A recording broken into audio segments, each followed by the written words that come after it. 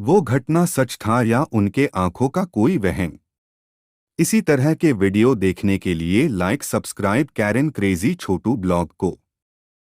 आपके पास भी भूत की कहानी है तो कमेंट कीजिए। ये एक आप बीती घटना है जो मेरे दादी के साथ घटी थी। मेरी दादी ने जब ये किस्सा मुझे सुनाई थी तब मेरे रोंगटे खड़े हो गए थे। ये घटना उनके साथ बचपन में घटी थी। तब की बात है जब वो 8 साल की थी। दादी की मायके वाले जमींदार थे।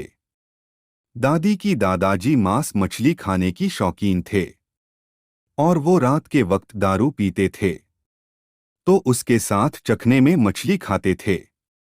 उनके यहाँ एक लड़का काम करता था। उस लड़के का नाम सुधाकर था। एक पूर्णमासी की रात को वो लड़का नदी से मछली पकड़ने गया था। नदी के जल चांद की रास्ते भी चांदनी रात में हल्की सी दिखाई दे रही थी। दादी ने खेलते खेलते नदी के पास चली गई और जब वो सुधाकर को मछली पकड़ते हुए देख लिया तो वो उनके पास चली गई। सुधाकर ने उन्हें देखकर घर वापस चले जाने को कहा पर दादी जिद पर अड़ी रही कि वो वहीं बैठकर मछली को टोकरी में भरेंगी। जब वो नहीं मानी तब सुधा ने जबरदस्ती एक हाथ में दादी को और दूसरे हाथ में मछली से भरी हुई टोकरी को पकड़ के चलने लगा। तभी दीदी को दिल को दहला देने वाला और एक भयानक दृश्य देखने को मिला।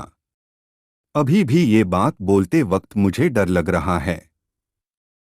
वहां पर बड़े बड़े बांस के पेड़ था।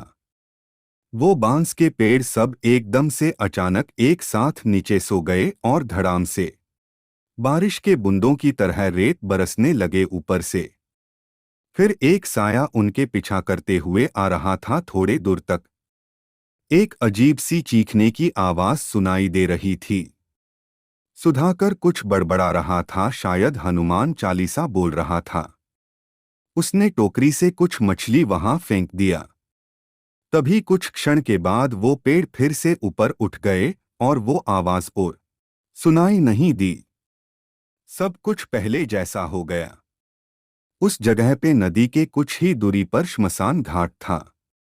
वहां की लोगों का कहना था जो भी लोग वहां मछली पकड़ने जाते थे अपनी टोकरी से कुछ मछली वहां फेंक के सीधे मुंह आते थे। कोई पीछे मुड़कर दोबारा नहीं देखता था। उस रात सुधाकर ने दादी को वहां से ले जाने के चक्कर में वो चीज करना भूल गया। कहते हैं आत्माओं की मांसाहार आदि चीजों में आश रहती है। तभी ये बात दादी के सामने आ गई। हालांकि वो इन आत्मा वात्मा आदि चीजों में विश्वास नहीं करती थी, लेकिन वो चीज हमेशा के लिए उनके ज़हन में रह गया था। वो समझ नहीं पा रही थी कि ये जो घटा सच था या कोई वहम। उस बात के 2 दिन तक उनके शरीर में बुखार रहा। वैद्य जी का कहना था कि वो उस वक्त चौंक गई होगी, उसकी वजह से उन्हें बुखार हो गया। उस दिन के बाद वो कभी वहां नहीं गई। पर वो दिन को वो कभी नहीं भूल सकती थी।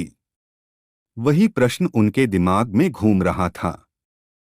वो घटना सच था या उनके आंखों का कोई वहम। इसी तरह के वीडियो देखने के लिए लाइक सब्सक्राइब कैरन क्रेजी छोटू ब्लॉग को। आपके पास भी भूत की कहानी है तो कमेंट कीजिए।